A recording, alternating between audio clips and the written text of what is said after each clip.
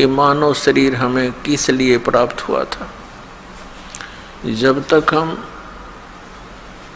महापुरुषों के विचार नहीं सुनते, सत्संग नहीं सुनते, तब तक हम अपने उसी कर्म को, उन्हीं क्रियाओं को जो हमारे पूर्वज करते हुए आए हैं, उन्हीं को हम सत्य मानते थे। संतानों उत्पत्ति, उनकी परवरिश करना, उनके विवाह आदि कर देना, फिर उनके संतान की कामना करना, फिर बेशक मर जाएं कोई प्रॉब्लम नहीं। तो ये तो हमारे ना चाहने से भी हो रहा था, क्योंकि जो हमने कर्म करना चाहिए था उसका ज्ञान न होने से हम जो भी प्रारब्ध से प्राप्त कर रहे थे उसको हम ये सोच रहे थे हम कर रहे हैं, हमारे ही करने से सब कुछ हो रहा है। लेकिन ये हमारी भूल थी, अध्यात्म तत्व ज्ञान का अभाव था। जो हमने करना चाहिए था वो हमने शुरू भी नहीं किया होता है जब तक हम सत्संग नहीं सुनते। कोई तो कहा करता था कि मैंने ऐसे 5 प्लाट ले लिए, 2 कोठी बना दी, सब बच्चों का विवाह बड़े ठाठ से कर दिया। मैंने बहुत परिश्रम किया, मेहनत की, और जिससे धन प्राप्ति हुई। कोई कहता था मैंने ऐसे कर दिया। तो ये सब भूल थी प्राणी की कि ये इस जीव को जब मानव शरीर प्राप्त होता है तो केवल प्रारब्ध ही प्राप्त होता है। जीव का ना चाहा होता है ना किया होता है। और फिर कुछ वृद्ध व्यक्ति बैठकर आपस में चर्चा करते हैं, गोष्ठी किया करते थे, एक दूसरे की कुशल मंगल पूछा करते थे। तो बताते थे कि मेरे जो है ना 2 लड़के थे, 2 लड़की, 2 लड़के 2 लड़की हुई, दोनों के परमात्मा ने संतान दे रखी है, पुत्र पुत्रियां सबको प्राप्त हैं, सबका विवाह कर दिया है, मेरा काम पूरा हुआ, अब बेशक भगवान उठा ले। अब इतना ही ज्ञान था उन भोली आत्माओं को कि बस काम पूरा हो गया, संतानों उत्पत्ति, उनकी परवरिश, विवाह, फिर उनका भगवान ने संतान दे दी, बस अब हमारा काम पूरा हुआ। तो पुण्यात्माओं, जो हमारा काम था वो तो हमने शुरू भी नहीं किया, और जो हमने किया वो होना ही था। जिसको हम ये सोचते हैं कि हमने किया वो तो आपको प्राप्त ही होना था। जैसे विवाह के पश्चात परिवार का भी और साथ में जिन बच्चों का विवाह हुआ है उनका एक ही मनोरथ होता है कि भगवान पुत्र दे, क्योंकि हमने अज्ञानता के कारण पुत्र और पुत्री में बहुत भेद मान रखा था। इसका कारण हमारा अध्यात्म ज्ञान ही था। लेकिन पुत्र और पुत्री में कभी भी हमारे मन में, स्वप्न में भी ये नहीं आना चाहिए कि कोई अंतर है। एक ही मिट्टी के खिलौने हैं, एक ही जैसे विचार हैं, और हमारी ममता भी बच्चों में एक ही जैसी होनी चाहिए। विचार हमारे उच्च होने चाहिए, परमात्मा जो दे उसमें संतुष्टि होनी चाहिए। अध्यात्म ज्ञान न होने से हम 90% दुखी रहते हैं। अब जैसे प्रत्येक व्यक्ति का यही उद्देश्य और आशा होता है कि पुत्र हो, लेकिन पुत्री होगी, फिर ये सोचा कि भगवान अब के तो पुत्र दे, दूसरी भी पुत्री होगी, बेटी होगी। तीसरी की तो पूरी कामना थी कि तीसरा पुत्र हो ही हो, वो भी पुत्री होगी, चौथी भी पुत्री होगी और पांचवी भी होगी। अपना आत्मा ना तो हमारा किया हुआ ना हमारा चाहा हुआ, वही हुआ जो होना था। हमने जो करना था उसका ज्ञान होता है सत्संग से।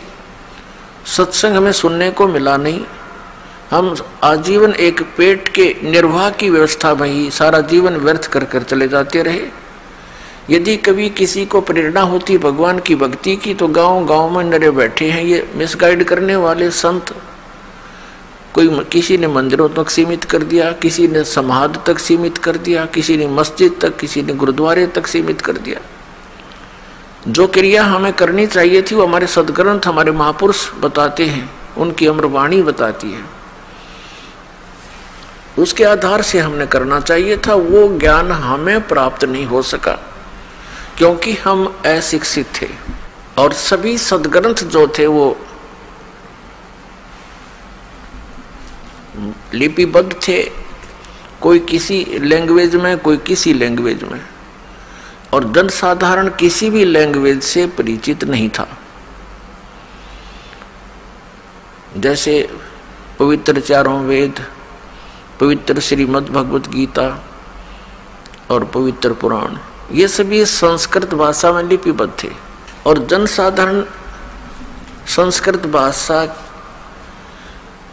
को नहीं पढ़ता था, उनको अधिकार भी नहीं था पढ़ने का। केवल एक ब्राह्मण वर्ग ही संस्कृत पढ़ने का अधिकारी था और बाकी जनता इस ये सिरदर्द भी मोल लेना नहीं चाहते थे कि भी ये ठीक है, महापुरुष हैं, संस्कृत पढ़ते हैं, वेदों गीता और पुराणों को इन्होंने पढ़ा है, जाना है और ये हमें जो बता रहे हैं वो सही है क्योंकि ये संस्कृत के ज्ञाता है।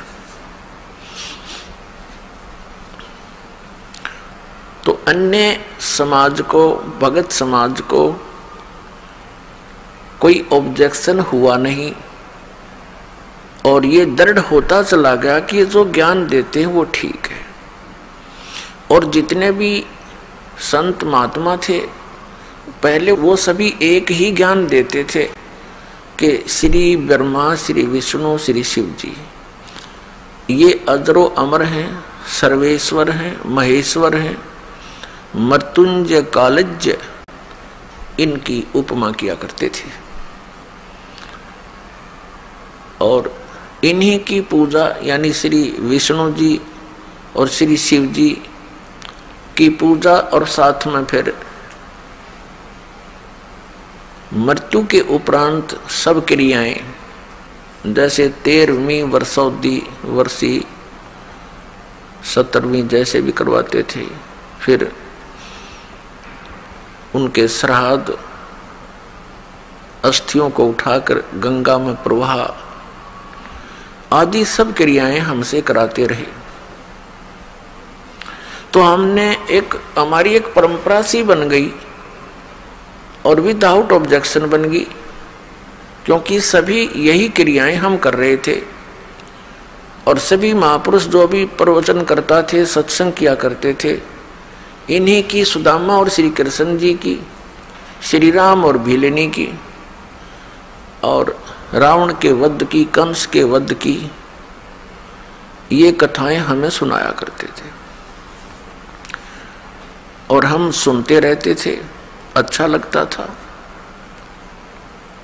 और हमने यही मान रखा था कि सब ज्ञान जो ये बता रहे हैं महापुरुष ये सदग्रंथों से ही बता रहे हैं। और हरे राम हरे कृष्ण, राम राम हरे हरे, ओम नमः शिवाय आदि, ओम भगवते वासुदेव नमः, इस तरह के ये मंत्र हमसे जाप कराया करते थे। कुछ एक व्यक्ति थे वो ये कहते थे केवल एक ओम नाम का जाप करना चाहिए और मंत्र नहीं जपने चाहिए। ये तो कोई एकाध ही मिलता था और वो ऐसा कहने वाले कौन थे? विशेषकर आर्य समाज के कुछ आचार्य और प्रचारक ही होते थे। और वे महर्षि दयानंद के विचारों को ही समाज में फैलाया करते थे। और महर्षि दयानंद खुद ओम का जाप करने के पक्ष में नहीं था। आपको बहुत बार दिखाया है, दिखाएंगे समय आने पर। भले ही वो ये कहते हो कि ओम का जाप करो, लेकिन वे स्वयं ओम नाम यानी किसी भी मंत्र के जप करने के पक्ष में नहीं था।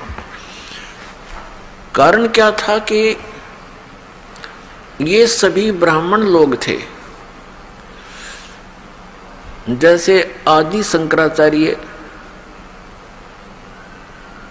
ये उस समय जन्मे थे जिस समय भारतवर्ष के अंदर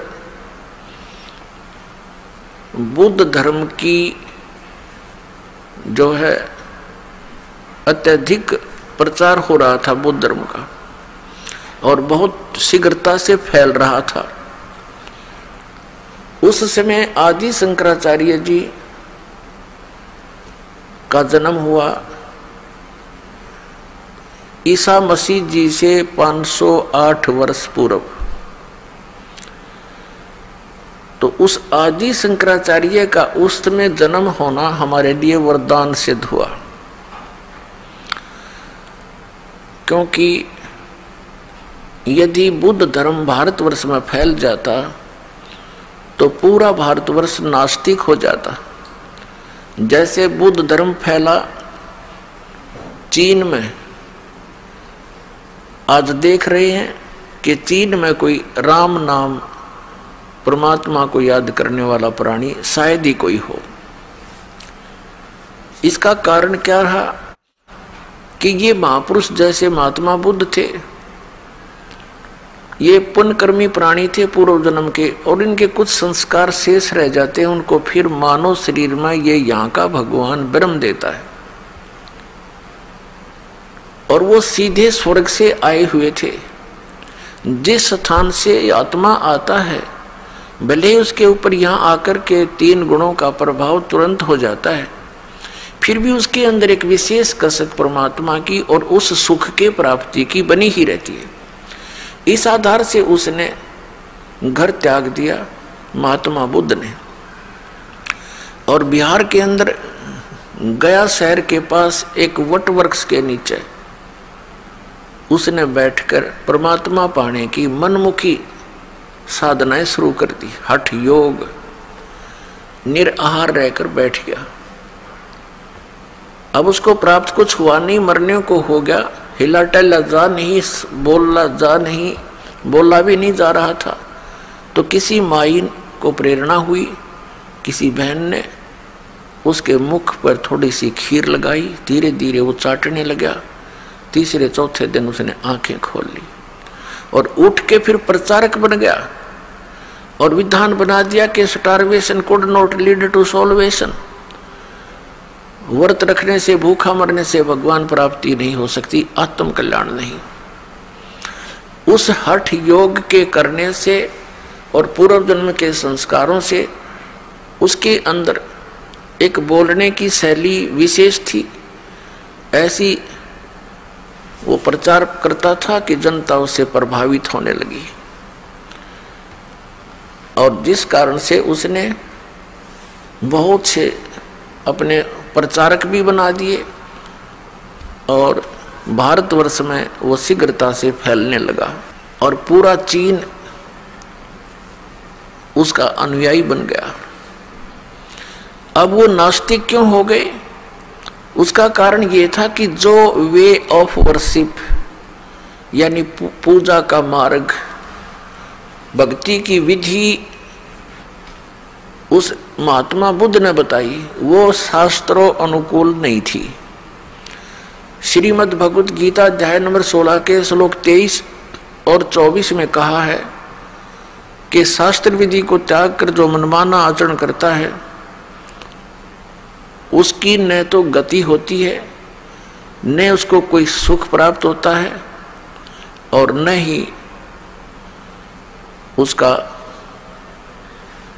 कोई सिद्धि प्राप्त होती है, उसकी सिद्धि भी प्राप्त नहीं होती, अर्थात यूजलेस यानी व्यर्थ। यही कारण रहा महात्मा बुद्ध जी ने अपने मनमाना आचरण वो पाखंड मत चला दिया। और यही काल चाहता है कि कोई भी पुण्यात्मा उसके फंस जाता है, उसको अपना प्रचारक बना करके उसी की कमाई को, उसी की सिद्धियों को नष्ट करवा देता है और पूरे उनके अनुयायियों को मिसगाइड करवा कर ये निश्चिंत हो जाता है कि ये गए काम तय।